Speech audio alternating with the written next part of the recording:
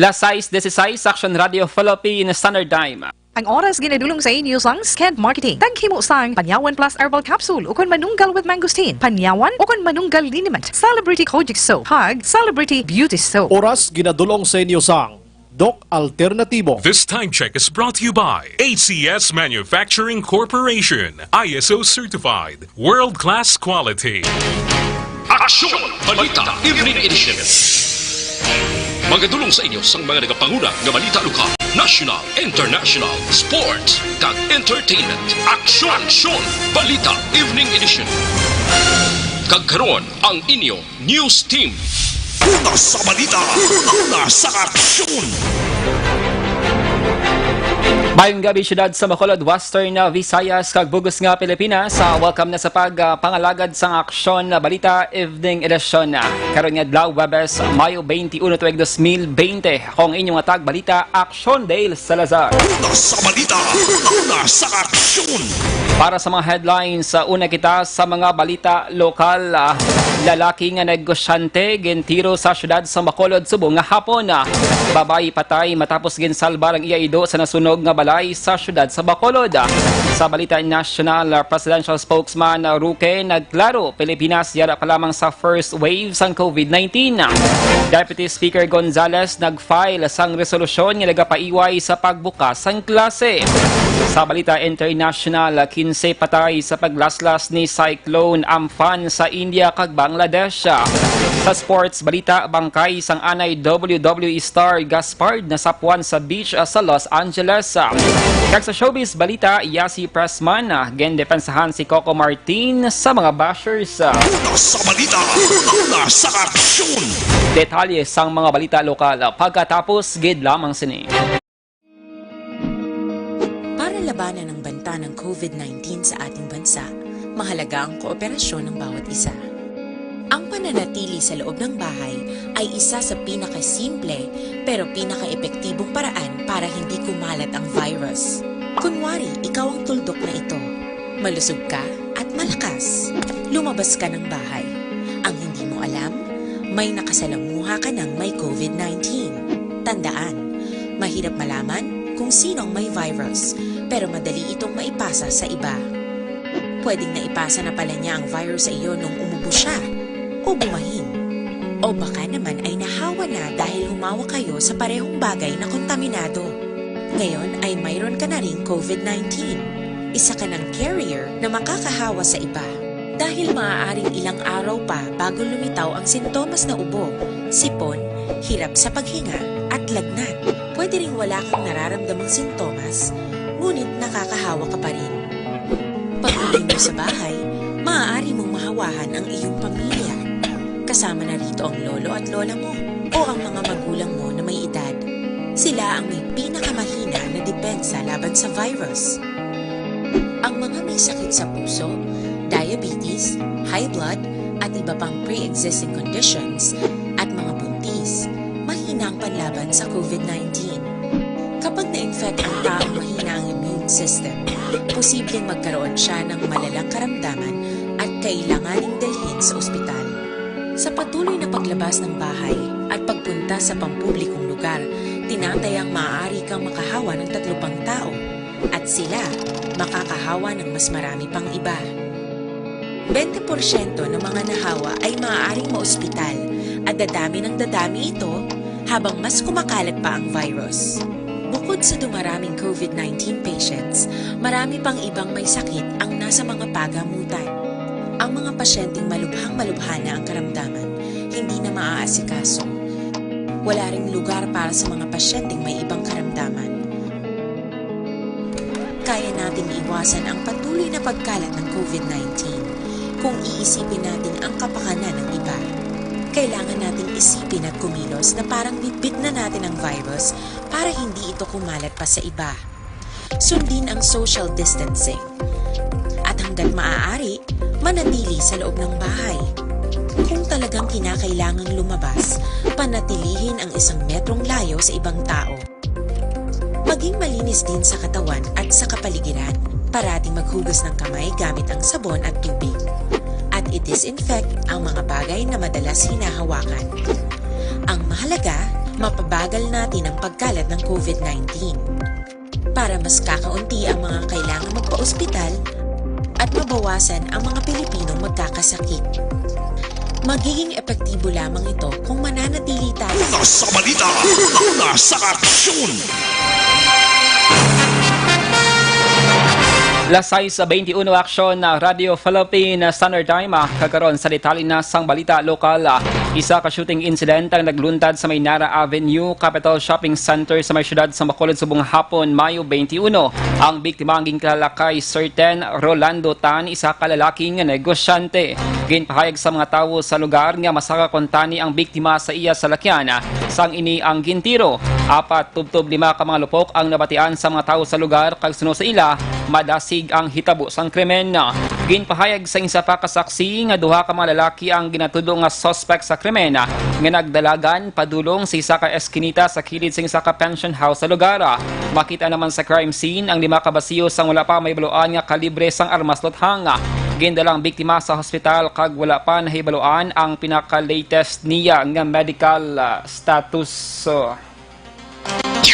Duha to ang kadalagan. Duha sila kadalagan. Wala sila motor dala? Wala man. Ganapat na sila? Maliliman. Okay. Ganapat na sa tay? Kadalagan. Kadalagan lang. Dito sa tayo pa katutay. Dari sa loob, iso? Dari sa loob. Anong sulod sila sa eskinita? Eskinita. Nandara sa eskinita.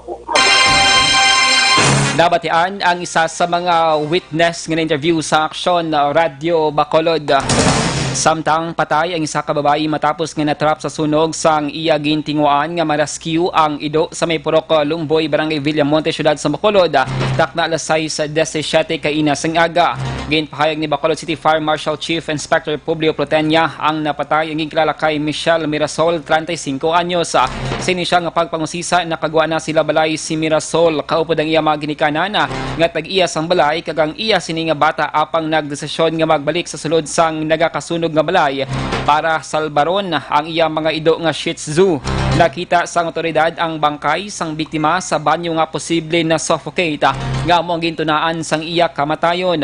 Suno kay Plotenya, ginabulubanta 100,000 pesos ang kahalitan sang sunog nga nag-umpisa sa wiring sang kisami sang balay. Ginabisuan naman ni Plotenya ang mga pumuluyo nga kung may makaangay nga insidente hindi na magbalik para siban niya kagamitan kag unahon ang kaugalingon bangod isa lang ang kabuhi. Ang bagay na gidya siyang may kagilong na pagwa na siya. Tapos nga ito nga pa ako niya dito yung susunod na bilhin. So sa kanya nga nagawin na sa guwaan, ang lasya na ginapay siya magwa dito sa white ang kapinsari nga makasalba sa pong lasir niya. Ito mo yung CR. So nakita natin ito sa CR. Dapat yan ang tingog di Bacolod City Fire Marshal Chief Inspector Publio Plotenya. Sa iban nga balita lokal, ginpanawagan ni Negros Occidental Governor Bong Lacson sa publiko nga likawan ang pamulitika kag tutukan kung paano makabulig para matap ng krisis ang COVID-19 pandemic. Suno kay Lacson, iya ginasuportahan ang unang palayagan ni Vice Gobernador Jeffrey Ferreira nga hindi subong ang tion para hambalan ang politika, bawat naga problema pa ang probinsya sa epekto sang COVID-19.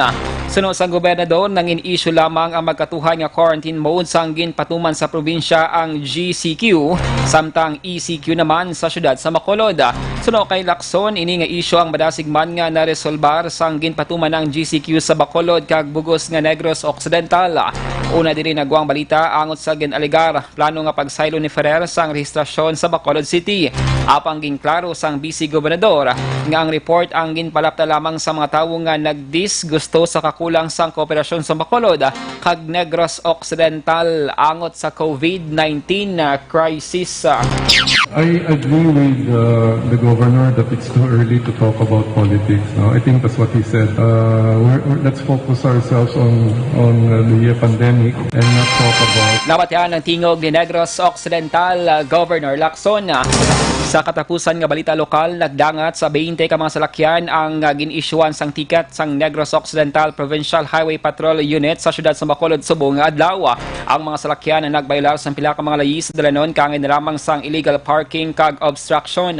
Suno kay PHPU Head Police Captain Robelito Mariano, sa kadamuon sang salakyan nga nagasulod sa Bacolod, Nagakadapat nga ipatuman ang hugot nga pila ka mga lahi sa dalanon na unang nagpatigayon sang rekuridang Highway Patrol Unit agud ipahanumdum sa mga motorista ang nagakadapat nga himuon para hindi magtugas ang trapiko sa mga dalanon. Kabangdanan kun nga nagapati si Mariano nga naedokar na ang mga ini o galing madamo sa gihapon sa mga salawayon. Apisa sa COVID-19 pandemic, luyag ipakita ni Mariano sa publiko nga kinahanglan sa gihapon sang disiplina sa dalanon. Ang illegal parking kag obstruction ang may penalidad nga 1,000 tubtob 1,500 pesos. Una sa balita, una sa aksyon. Lasay sa 26 Action Radio Philippine Standard Time.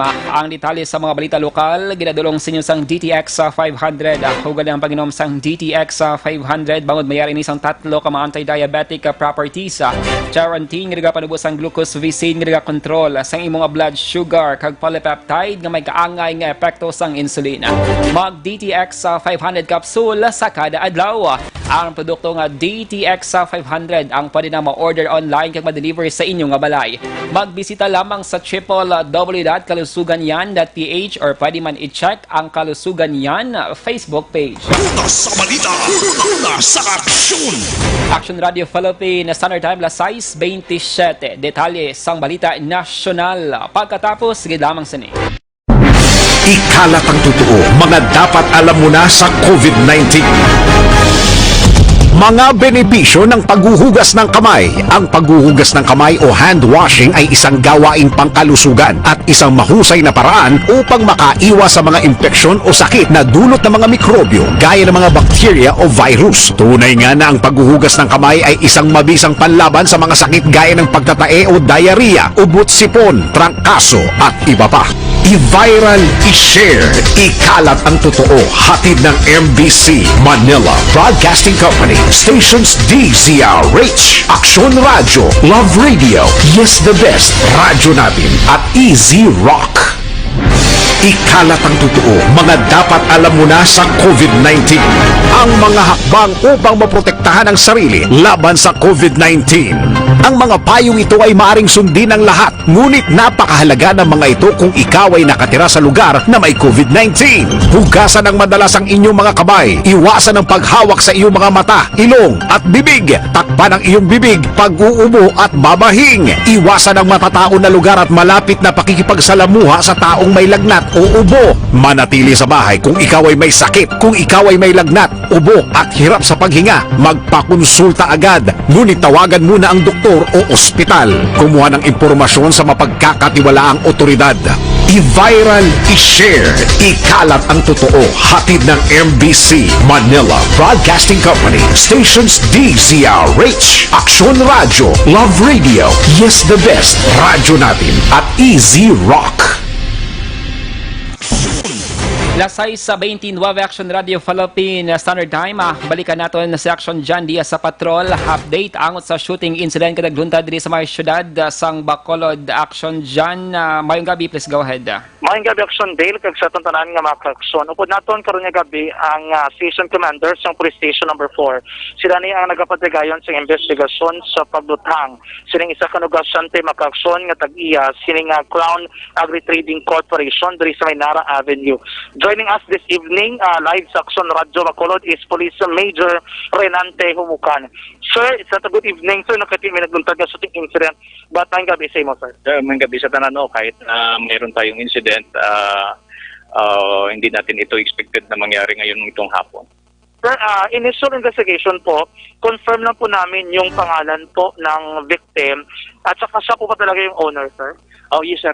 Si Roland Tan talaga siya, sir. Siya yung talagang owner ng Crown Agri. Initial investigation po, sir.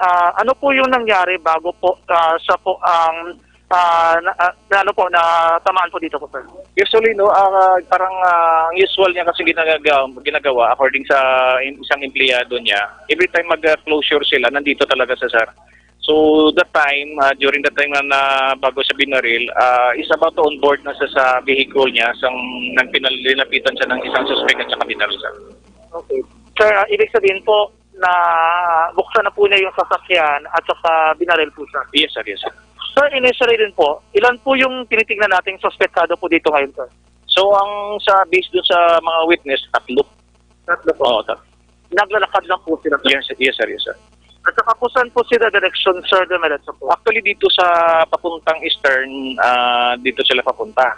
Yung iba, according dun sa ibang nakakita dito, in-interview natin yung isa, nga dito daw lumiko yung isa sa may isang skinita na maliit. Okay, so Oo. naglalakad lang po sila. Yeah, so yun. Makikita daw po ba yung kanilang mukha, sir? Ang naka-face mask sila, tsaka yun hindi pa nila ma-identify kung sino ba talaga. Pero doon sa mga nakakita na particular na empleyado ang kasama ng victim natin, kasi may mga babae na nandun sa labas during the time of shooting.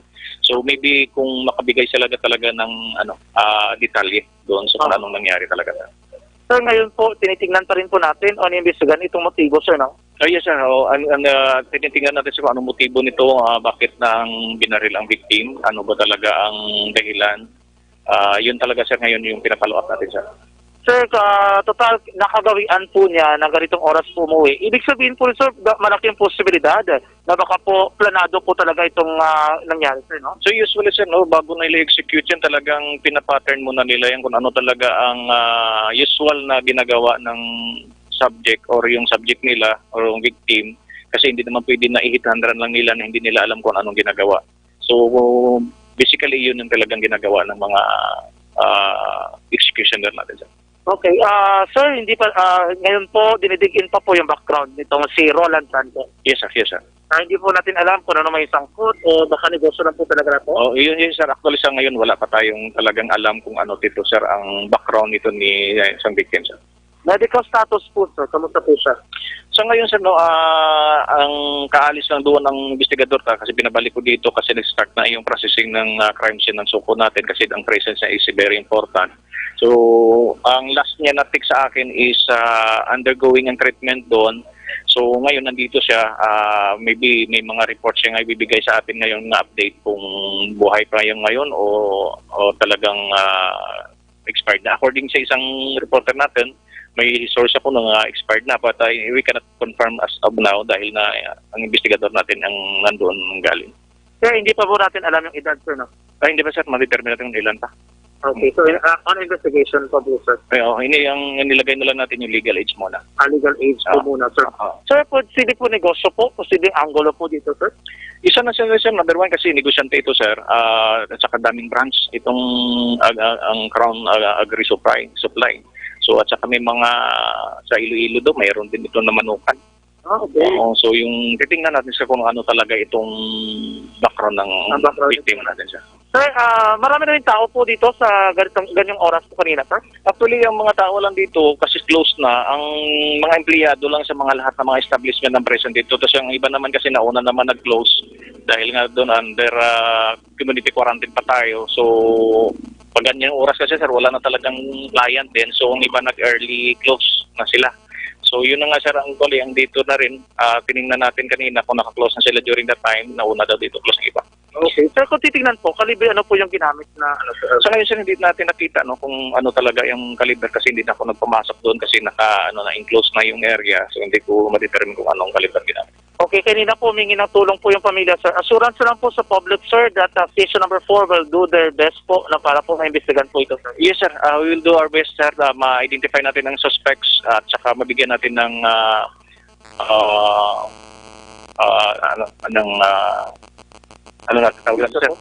hustisya yung pamilya. So dito po sa station number 4, reminder po sila kanila, sir, habang nasa GCQ, hopefully po mabawasan itong crime po, sir. Actually, sir, no, ang maganda yan, sir, ng mong tanong mo, sir, no? So lahat na tayo, mag-security conscious sa tato, wag na tayo complacent. Kasi sa totoo lang, hindi natin alam, may tao sa atin na, lahat ng ginagawa natin, andoon sila, kumbaga, aprobado sa kanila. Pero mayroon din talaga na hindi satisfied sa ginagawa natin. So, ingat na lang tayo po. Opo, sir, magandang gabi po. Maraming salamat po. Maraming din salamat, sir. Good evening. Action din nabatian si Sergeant Police Major Renante Humukan sa inisyal nga investigasyon sa mga kapulisan diri sa nagduntal nga shooting incident karon gilamang nga gabi mga kakson diri sa Menara Avenue sa Gyapon sa sakop sa siyudad sang Bacolod. Ongoing pa diri ang investigasyon sa mga kapulisan kalakip na sa scene of the crime operative sa pagtipon sa pila adi ka mga recoveries diri mismo sa eksena sang krimen. And Action Dale, update lang kita bago gilamang nakaabot na ining mga returning OFWs sa may Bradco Port sining mga tinion bago ginamang nakadungka ang ilang ginasakyan nga barko mga kaaksyon. Live report gikan diri mismo sa eksena sang krimen ang taglibot sa Bacolod Action John Diaz na sa aksyon sa Bacolod Action Radio. Una sa balita, una sa aksyon. Gin-confirm ni Police Major Reynante Humukan nga ang name sang victim sa shooting incident mo si Roland Tan Makaksyon, isa ka negosyante pero wala pa isang pinaka-latest nga development. Siya sining medical bulletin status Makaksyon. And of course, hindi pa gid ma-establish sang kapulisan ang motibo sang krimen. DTX Fight.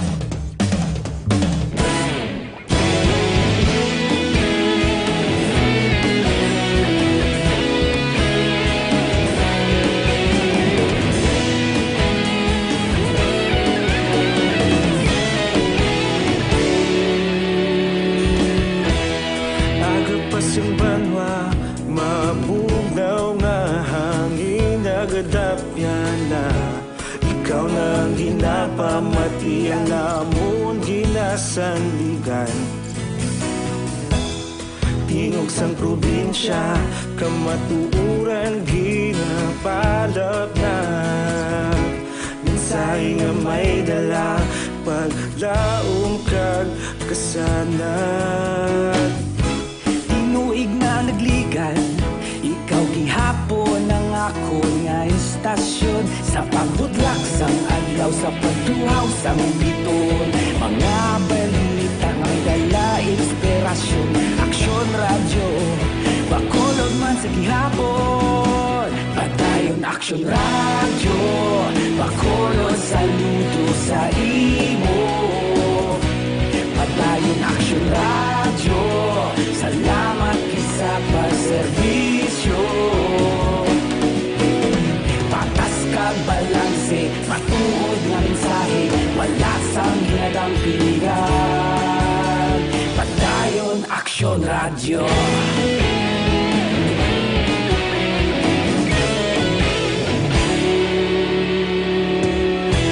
Bacolod nun kag Negosanon, inyong pamatian. Stasyon nga nagapalaplag sang kamatuon. Una sa aksyon.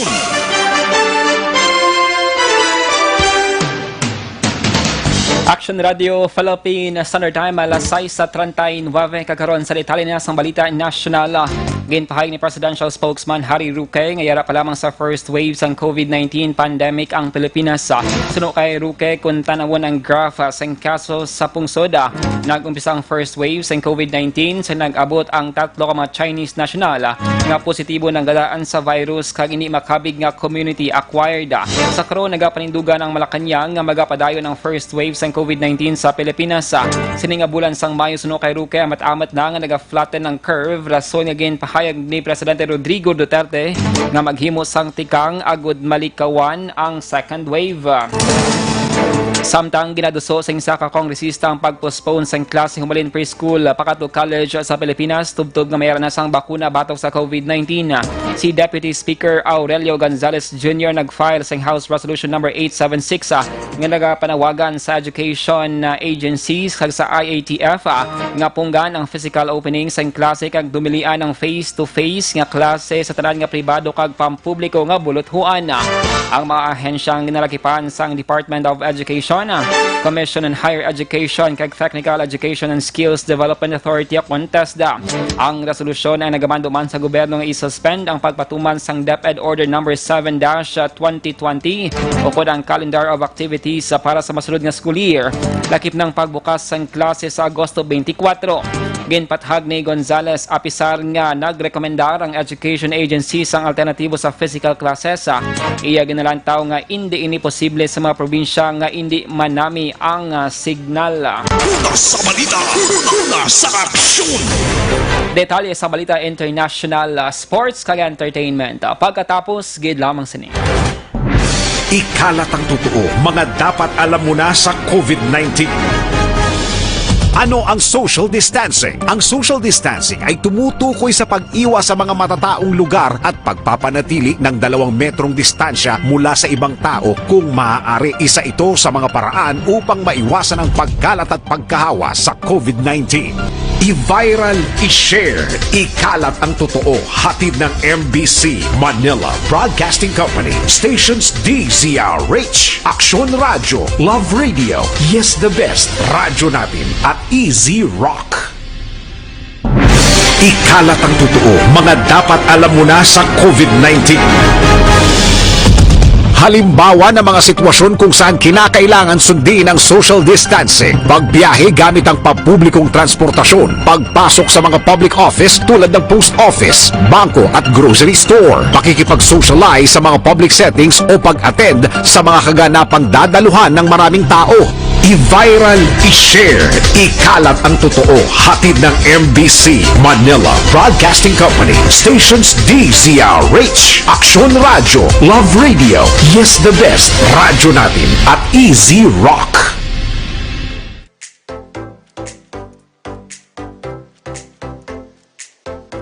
Mga ka-aksyon, madamo sa naglaylay nga pamaagi at protektahan ang imong kaugalingon batok sa novel coronavirus 2018 o ng COVID-19. Isa sa mga pinaka-importante ang regular, safe, and effective hand hygiene gamit ang habon kag tubig o ng alcohol-based hand rub. Yan ang proseso sa paghugas ng gamot na rekomendado sa World Health Organization.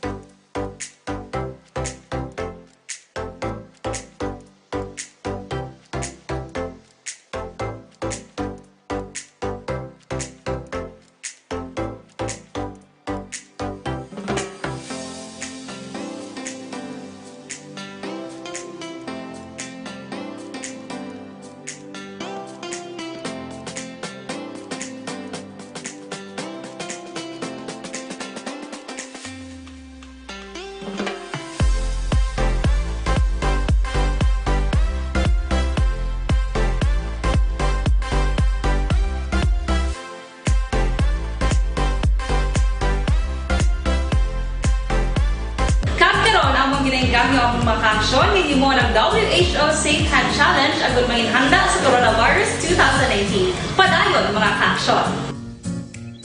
Aksyon Radio!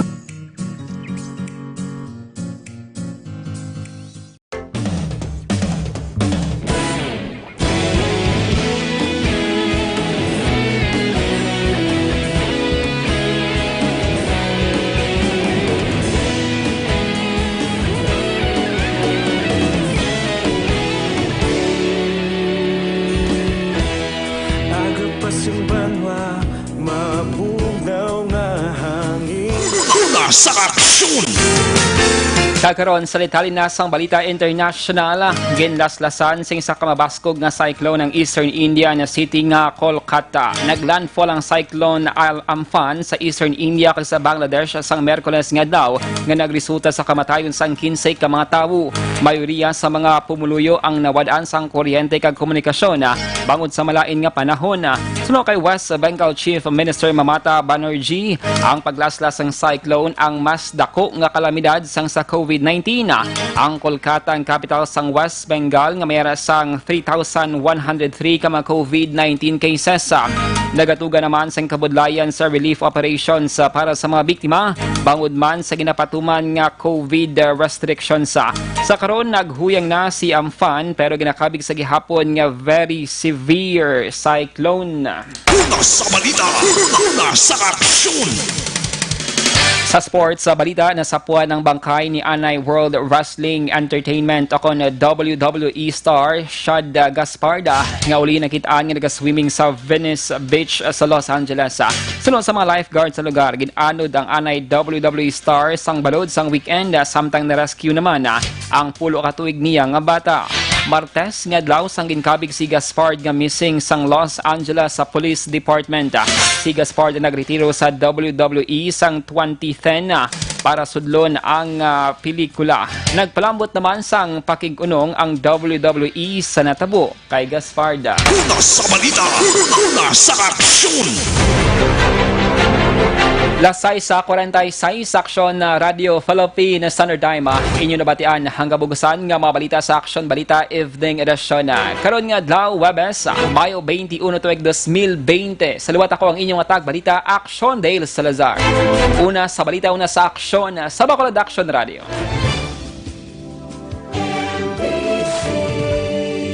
Manila Broadcasting Company. Sa balita, komentaryo, isyu, serbisyo publiko. Aksyon Radio. Sa Bacolod, Aksyon Radio. Aksyon Radio.